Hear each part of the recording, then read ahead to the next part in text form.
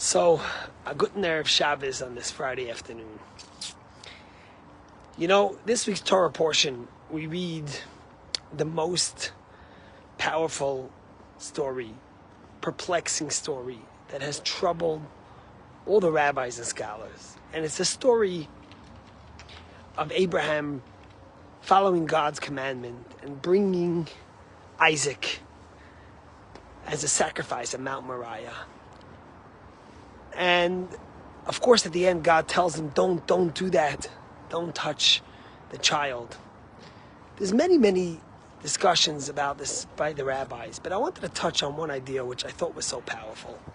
You know, the word Hineni means here I am. And it doesn't just mean here I am, but the rabbis say Hineni means I am present. You know, today, in today's day and age, we're on our phone, we're on our iPad, we're busy watching the news, a game, and we're not very often fully present in the place we are and for the things we're doing. And the word Hineni represents Hineni. I am here fully. I'm not distracted. I'm not focusing on something else. I am not focusing on anywhere and anyone other than you at this moment.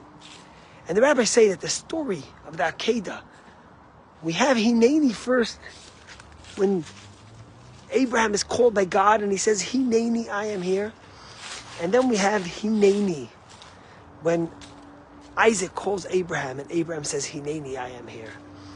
And the rabbis say that what God really wanted from Abraham was not that he should bring his son as a sacrifice, but as it says in the verse, V'haleyu, lift him up, elevate him.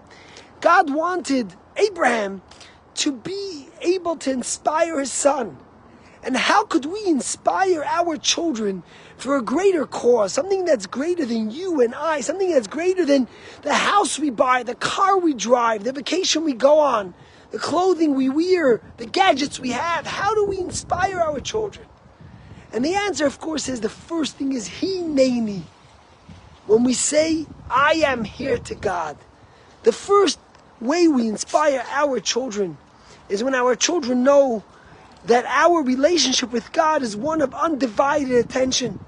One where our whole soul and purpose is to be there for God. But only after we say Hineni to God could we then turn to our children and say, Hineni, we are fully present for you.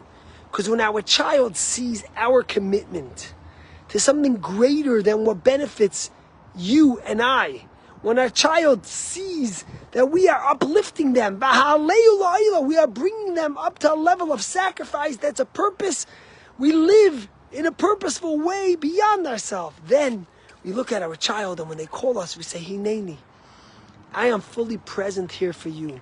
Because together, we are on a mission to make this world a better place, to change the world, and to be able to be kind and good and caring. And that's why first Abraham says Hineni to God. And only then does he say Hineni to his only child. And that's our message for us, that we have to be fully present for our children in a way that allows them to be inspired and uplifted to live a cause of a better life, of a better future, to live a cause that's the purpose is to make this world a better place and to be fully present for them as we are fully present for Almighty. But there's something that connects to this, okay?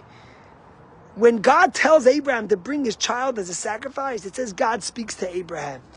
But later on, when God tells him, don't touch the child, it's the angel that speaks to Abraham. And the question is, why when it came to telling him to bring his child as a sacrifice, it says God spoke to him.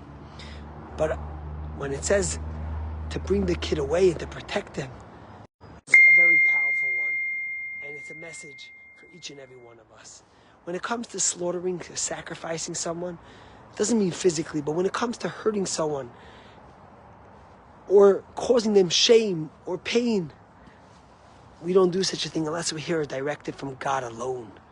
But when it comes to helping someone, when it comes to being kind, to being gentle, to being caring, to protecting someone, we just have to hear from an angel. The message is a powerful one. Of course, it's a metaphor. Sometimes we're zealous. We want to kill. We want to hurt. We want to scream. And You didn't hear that from God himself, stay away from it. But when it comes to being gentle, to being kind, to being caring, to being loving, then all we have to do is hear it from an angel. My friends, those words, Hineni, that Abraham told his son Isaac, comes from living a purposeful life. You know, we all know the story about Eddie Jacobson, who was the friend of Harry Truman, who had a Haberdash store together. And later when Harry Truman became president, and he didn't want to let any Zionists come in when they were trying to engage him to recognize the state of Israel. It was Eddie Jacobson, his long-lost friend, who made the travel back and forth by train and convinced Harry Truman to meet with the Chaim Herzog, who became the president of Israel. And the rest is history, of course. America was the first one to recognize the young fledgling state of Israel. But there's a story that's unbeknown. When Eddie Jacobson was on his deathbed, his daughter was sitting with him, and he was talking to his daughter, and he looked at his daughter and he said, "My dear daughter, I want to apologize to you that I'm not leaving you a will, a great inheritance." And he says, "The truth is that all the money I had, I spent when I went back and forth with Harry Truman. I went by train. It was so expensive, and I kept on going back to Washington, and I gave away a lot of my wealth at that point. And I apologize to you that I'm not leaving you the inheritance that you might deserve." And his daughter held his hand and looked at Eddie Jacobson and says, "Daddy, you might not be leaving me a big inheritance, but you are leaving me the greatest legacy." Hineni, how are we here for our children in a way that's 100%, I am here for you. When we show them Hineni, I am here for God. I live a purposeful life. I live a life with a mission. I live a life of kindness, of caring, of infusing this world with spirituality. I live like a proud Jew. The greatest way to teach our children to be present is by us being present in our family, in our Judaism, in our religion, in our spirituality to God alone. Shabbat Shalom, and may us celebrate only beautiful and good things together.